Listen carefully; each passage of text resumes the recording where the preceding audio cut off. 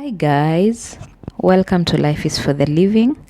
Now in this video I want to show you how you can transform a small piece of land into something that can bring you some income. So this is what I did on my small piece of land, and the whole video that you're going to see, everything that happened, that is in the video, just it actually took me exactly 3 months. I started at the end of January last year up to the end of April, and this is what I transformed this land that was just empty. There was nothing on it in January and then I transformed it to look better, and I started producing some things that actually brings me some sort of income. So this when you get inside the gate, this is the place, this is how it looks like now. Okay, though of course I've kept modifying a little bit, but this is the initial part, how it looked like, and this is what the place look like. So I'm going to show you how I'm doing some little farming using raised beds, and also I use grow bags. So let me show you like what you'll require. For me, okay, I used seedling trays. I started propagating on seedling trays in the shed, because I'll use them to transplant later after I have finished doing the raised beds.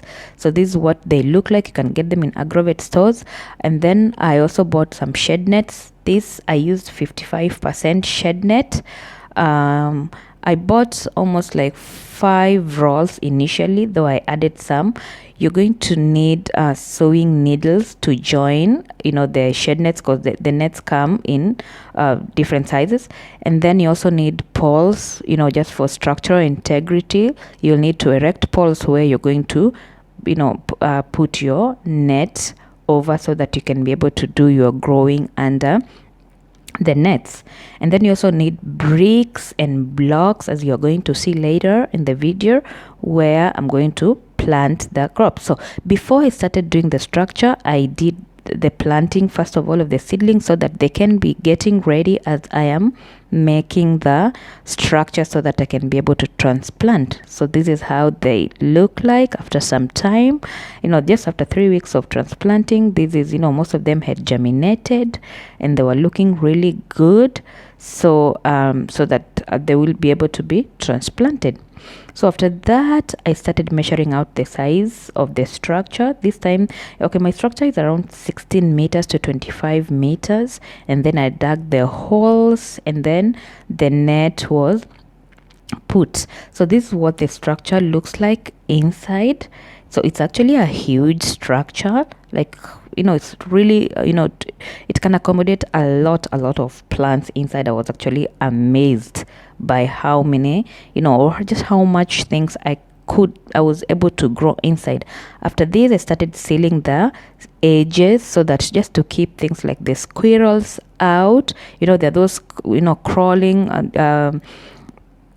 just small pests that usually just get in and start destroying the land. So this is what, after doing the layout all around, so that's my worker trying to inspect what it looks like. So perfect, that's how it was. And then, so after doing that, like all round, now it was time to clear the place, to make sure to remove any debris, to remove any just removing anything that was growing inside before I started laying the raised bed. Now that's how the shed net looks like from just from outside, from a distance. So this is just the process of trying to clear the place inside, because you need a flat level area, so that you can be able to just lay your raised bed. Okay, you can use whatever material that is available to you to make the raised bed. For me, I used initially I used the bricks and the blocks, but later maybe later in the year when I go back home, I'll show you what the farm looks like, because I did more modifications. But I just wanted to show you the initial project, what it looked like. And it's something very just satisfying to do. It's something that was just in my mind for some time, and then I decided to do it, and it actually turned out like perfect. It turned out to and then just from zero, just from January, by the end of April, I was actually making some money. People were just coming to buy veggies from the farm. So I was amazed, and that's another source of income. Now after this, now since the whole place is cleared out and there's no, the land has been, levelized, now it was time to bring the bricks to lay the bed. So this is the first layer of the raised beds, how it looks like. But then, okay, you're going to see more development. So I used bricks, those clay bricks, plus some interlocking blocks that I was using for constructing my house. So if you like the video and you want to see what other things I have done on the farm, kindly let me know, and then I'll show you how my house looked like with the interlocking blocks. So this is just the process of laying the raised beds, and the beds are coming out so well. You're going to see what it looks like in a bit. So this is the finished layout of the raised beds. The place was looking really spectacular inside. So that is how, I hope you can see clearly, I came up with different shapes, and then after that I filled the raised beds with soil. Now, and before I put the soil, I laid some degradable bags that can, just to keep the weeds down. And also I used the place had been planted with maize previously, so I used the remains just to lay under.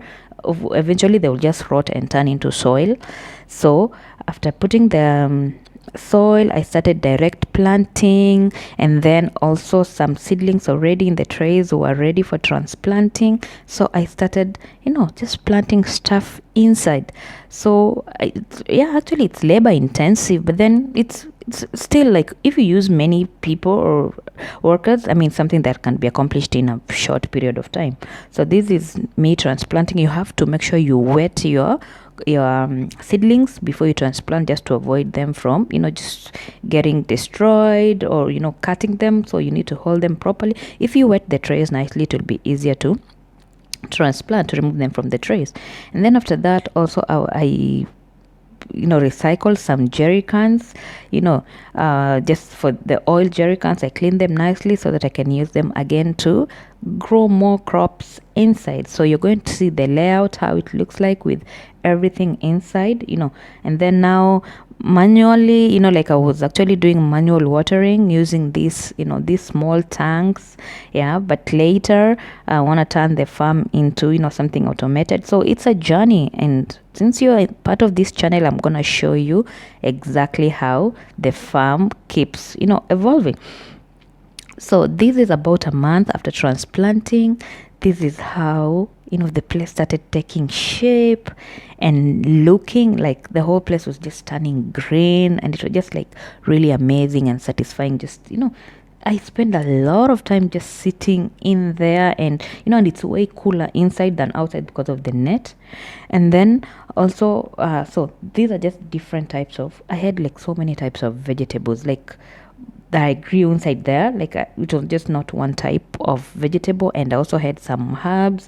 I made some dill. I had some like even salads. You're going to see some I planted some cucumbers, I planted some lettuce, like there's so much. I have some rosemary in the farm. Now at the place, after like a month and a half, it was like full of green plants. Look at that. So this is like this is the cucumber plant. After almost a month or thereabout of planting, it had started flowering and fruiting. And then like almost 65 days later, look, this is how it looks like. So like I mean, I was just having plenty. And actually after like 3 months, I was actually even redoing some other places, because I was actually replanting some of the crops that like just mature early. So like there's a lot, like the whole thing went so fast, and there was a lot of crops and a lot of vegetables that I couldn't even consume by myself. So it really gave me a better idea of how to do it further. And because I made a lot of just customers just coming in, and they were buying direct from the farm. I wasn't even actually taking them to the market. So those are some of the things that I planted. Like I had kales, I had spinach, I had onions. So I hope like this video help someone to just start a small project. You can start on just even as on your backyard, and then it will actually just help you just secure yourself when it comes to just having enough vegetables on your farm. So I hope like you like it. And then actually it was like really like fresh vegetables. Like I didn't have to buy vegetables anymore. I was also even using the remaining shed net. I threw into some growing bags, as you can see, vertical planting. So there was plenty and plenty and plenty of veggies on my farm, and this is just in less than 3 months. So what I can tell you is, if you have any time in your hands, just turn it into whatever you like doing, the projects that you can do, and then you'll be able to harvest just like I did. Yeah, so this is like among the first the first harvest that I had, and customers were coming and filling their bags, and I was so happy. So guys, thank you. The sky for me, it's never the limit. So this is actually a photo of the sky of the farm. I was just laying somewhere and I took the photo sometime last year. Anyway, thank you for watching, and I hope to hear from you what you think. Please subscribe to the channel.